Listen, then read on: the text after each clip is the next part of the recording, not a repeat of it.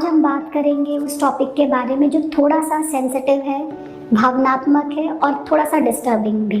Pregnancy after miscarriage, यानी कि abortion हो चुका है, गर्भपात हो चुका है और उसके बाद आप फिर से प्रेगनेंसी के लिए प्लान कर रहे हैं, तो किस तरीके से करें। तो सबसे पहले मैं ये कहना चाहूँगी कि ये एक अनवांटेड, एक ऐसा इवेंट है जो किसी भी कपल के लिए चैलेंजिंग हो सकता है, लेकिन किसी भी समस्या को हल करने के लिए जो एक सबसे ज़रूरी चीज़ होती है कि आप उस समस्या को समझिए, मानिए, भूलिए और आगे बढ़िए। सेम प्रिंसिपल हमें मिसकैरेज में भी डील करना है। जो हो गया सो हो गया, उससे हम सीखें और आगे के बारे में सोचें। इसको लेकर के बैठे रहने से, टेंशन में आने से कोई फ़ायदा नहीं होता है, सिर्फ नुकसान होता है। अगर एक मिसकैरेज पहले हो चुका है तो सबसे पहले हमें ये ध्यान रखना है कि इसके बाद आप जब भी प्रेगनेंसी प्लान करेंगे उसके लिए कम से कम 3 महीने का अंतर रखना ज़रूरी है।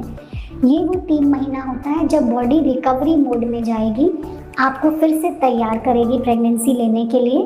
क्योंकि इन 3 महीनों के अंदर में बाई चांस अगर आप फिर से प्रेग्नेंट हो जाते हैं तो अबॉर्शन के चांसेस बढ़े हुए रहते हैं। तो हमें अपनी तरफ से प्रेगनेंसी को इन 3 महीनों में प्लान नहीं करना है। और कुछ केसेस ऐसे होते हैं जहाँ पे डॉक्टर्स थोड़ा सा और गैप रखने की सलाह दे सकते हैं, तो आपको अपने डॉक्टर की सलाह माननी है। सेकेंड, अब जब आप इस ट्रॉमा से निकल चुके हैं, इस शॉक को एब्जॉर्ब कर चुके हैं, तो उसके बाद आपको अपने डॉक्टर से मिलना है, इन्वेस्टिगेशंस कराने हैं, यानी कि जांचें करानी है ये जानने के लिए कि वो मिसकैरेज क्यों हुआ।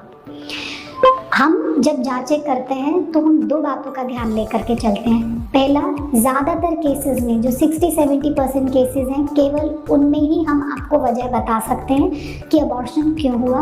30-40% केसेस अनएक्सप्लेन्ड होते हैं जहाँ पे सब टेस्ट करने के बाद भी ये बताना कि अबॉर्शन क्यों हुआ मुमकिन नहीं होता है।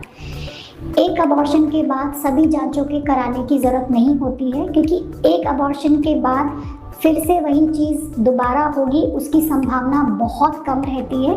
इसलिए सिर्फ वही केसेस जहाँ पे हमें कुछ प्रॉब्लम पहले से ही नज़र आ रही है, हम एक अबॉर्शन के बाद सारे टेस्ट कराते हैं। अदरवाइज कम से कम 2 अबॉर्शन अगर एक जैसे रहते हैं तो उसके बाद आपको अपना और साथ ही साथ आपके अपने हस्बैंड के टेस्ट कराने भी ज़रूरी हैं।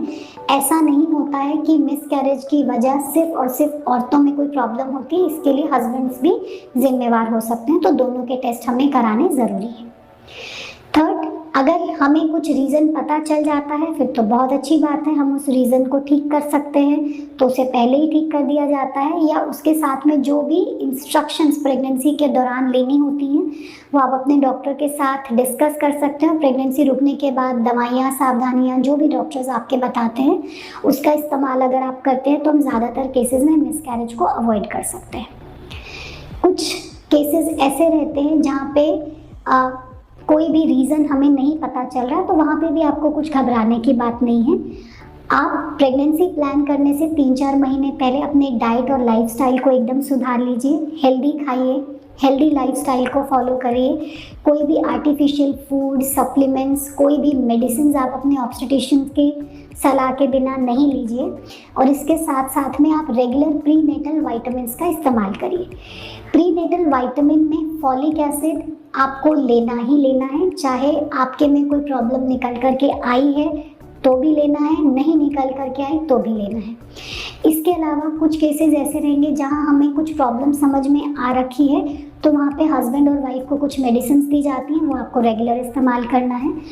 अगर रीज़न नहीं समझ में आता है तो भी हम कुछ सप्लीमेंट्स देते हैं वाइफ को उनके एग की क्वालिटी को इम्प्रूव करने के लिए। कुछ दवाइयाँ देते हैं जो इम्प्लांटेशन के चांसेस को बढ़ाती है। कुछ दवाइयाँ देते हैं हस्बैंड्स को उनके स्पर्म की क्वालिटी को इम्प्रूव करने के लिए। और इस दौरान अगर आप एक होलिस्टिक लाइफस्टाइल को फॉलो करते हैं, यानी कि टाइम से सोना, टाइम से उठना, किसी भी तरीके की नशे की चीज़ से दूर रहना, टी कॉफ़ी का इस्तेमाल एकदम लिमिटेड तरीके से करना, स्ट्रेस फ्री रहना, तो ये भी आपकी बॉडी में एक फेवरेबल इम्यूनोलॉजिकल चेंजेस लाते हैं, आपके अंदर के सिस्टम्स को डिटॉक्सिफाई करते हैं और प्रेगनेंसी रुकने में हेल्प करते हैं। तो इस तरीके से अगर हम लोग आगे बढ़ते हैं तो एक मिसकैरेज के बाद सक्सेसफुल प्रेगनेंसी ईजिली आप अचीव कर सकते हैं।